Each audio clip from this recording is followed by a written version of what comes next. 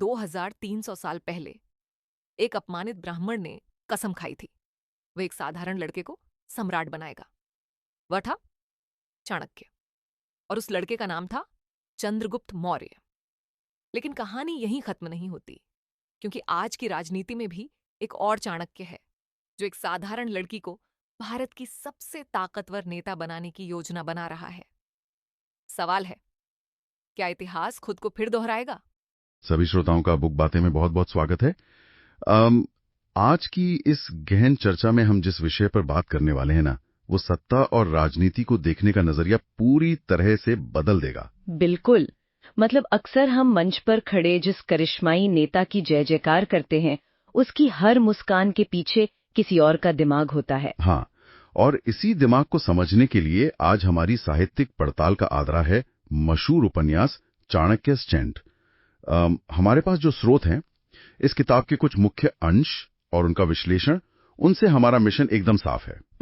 Mission ये समझना है कि सदियों पुरानी राजनीतिक रणनीतियां आज के युग में भी कैसे काम करती हैं, है ना? एकदम सही। और चलिए इसे समझते हैं, क्योंकि इस पूरी चर्चा के केंद्र में एक बहुत ही बुनियादी सवाल है।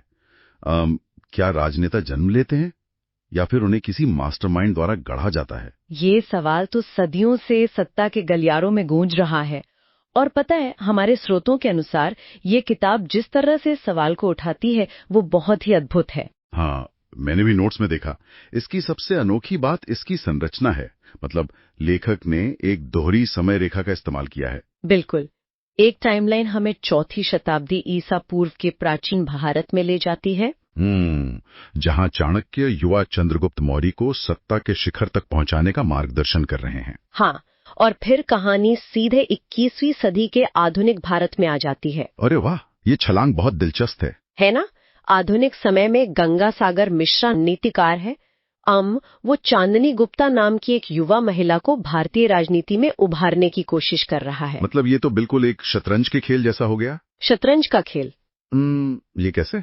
जैसे सोचिए कि एक शतरंज का खेल एक ही समय में दो अलग अलग बोर्ड पर खेला जा रहा है। अच्छा, एक बोर्ड प्राचीन काल में और एक आज के समय में। बिल्कुल। प्राचीन काल वाले बोर्ड पर रथ और तलवारें हैं और आज वाले पर मीडिया और चुनाव प्रचार है। हाँ, लेकिन मोहरों की चालें बिल्कुल एक जैसी हैं।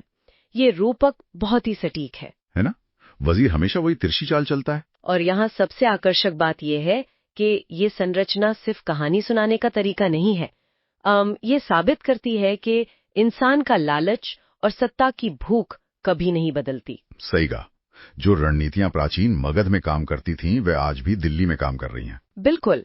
ये इतिहास और आधुनिक राजनीतिक थ्रिलर का एक बेहतरीन मिश्रण है। तो अगर खेल एक ही है तो इसके खिलाड़ी कौन है? मेरा मतलब है राजा और उसे बनाने वाले किंग मेकर के बारे में क्या कहेंगे? तो अगर हम इसे बड़ी तस्वीर से जोड़कर देखें तो दोनों युगों में चाणक्य और गंगासागर का चरित्र ये दिखाता है कि असली ताकत रणनीतिकार के पास है। हाँ, वे खुद शासक नहीं बनना चाहते। बिल्कुल नहीं। चांदनी और चंद्रगुप्त केवल सत्ता के चेहरे हैं। सिंहासन के पीछे का असली दिमाग तो यही मास्टरमाइंड्स है। पर एक बात मुझे थोड़ी अजीब लगती है। कोई इंसान जिसके पास इतनी ताकत है, वो खुद राजा क्यों नहीं बनना चाहता? हमारी स्रोत बताते हैं कि इन दोनों के पीछे एक बहुत ही मजबूत व्यक्तिगत मकसद है। अच्छा, वो मकसद क्या है? प्रतिशोध और व्यक्तिगत धोखा। चाणक्य और गंगासागर दोनों को ही उस व्यवस्था ने धोखा दिया है जिस पर उन्हें विश्वास था। अरे, तो वे न्याय पाना चाहते हैं? हाँ, वे सत्ता सिर्फ इसलिए नहीं चाहते कि उन्हें राज करना है, वे इस पूरी व्यवस्था को उसी के खेल में हराना चाहते हैं। तो यहाँ एक बहुत ही दिलचस्प बात सामने आती है। मैं इस पर एक सवाल पूछना चाहूंगा। जी बिल्कुल, पूछिए। अगर सब कुछ रणनीतिकार तय कर रहा है कि नेता क्या बोलेगा, कैसे चलेगा, तो क्या इसका मतलब ये है कि नेतृत्व केवल एक कठपुतली है? ये बहुत ही तीखा सवाल है ना?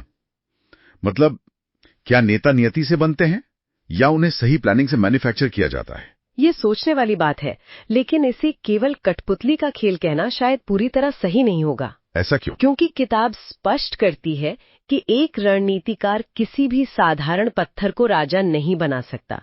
उसे एक सही कच्चा माल चाहिए होता है। कच्चा माल मतलब कुछ खूबियां पहले से होनी चाहिए। बिल्कुल। जैसे चंद्रगुप्त में स्वाभाविक साहस था और चांदनी में जनता को आकर्षित करने की क्षमता थी। अच्छा, तो कच्चा माल मौजूद होता है और रणनीतिकार सिर्फ उसे तराशता है। एकदम सही विश्लेषण है। वो कच्चा माल अपने आप कभी सत्ता के शिखर तक नहीं पहुंच सकता। किंग मेकर उसे भट्ठी में तपाता है और एक ऐसे उत्पाद में बदल देता है जिसे जनता अपना मसीहा मान ले। हाँ, ये तो बहुत ही डरावना सच है। आम जनता तो हमेशा चेहरे की ओर ही आकर्षित होती है। हाँ, क्योंकि इतिहास वो व्यक्ति नहीं बनाता जो सिंहासन पर बैठता है, बल्कि वो बनाता है जो उसे वहां बैठाता है। चलिए अब राजनीति के इस युद्ध क्षेत्र की बात करते हैं। हमारे नोट्स में राजनीति को एक रणनीतिक युद्ध कहा गया है। बिल्कुल, एक ऐसा युद्ध जहां वफादारी और धोखा ही जीत तय करते हैं, और इसका पूरा दर्शन चाणक्य के अर्थशास्त्र से प्रेरित है। तो इसके मुख्य सिद्धांत क्या है? इसके 3 मुख्य सिद्धांत हैं। पहला ये कि सत्ता के लिए बुद्धिमत्ता और अपार धैर्य की आवश्यकता होती है। धैर्य? आज के इस तुरंत परिणाम चाहने वाले दौर में ये बात बहुत महत्वपूर्ण है। एकदम सही। जहां हर कोई तुरंत प्रतिक्रिया देना चाहता है, वहां धैर्यवान रणनीतिकार को हराना नामुमकिन है। सही बात है। और दूसरा सिद्धांत क्या है? दूसरा सिद्धांत थोड़ा चुभने वाला है। एक नेता को कभी कभी बड़े भले के लिए बेहद क्रूर निर्णय लेने पड़ते हैं। क्रूर निर्णय? ये तो एक सर्जन की तरह हो गया। सर्जन की तरह? मैं समझी नहीं, थोड़ा विस्तार से बताएंगे?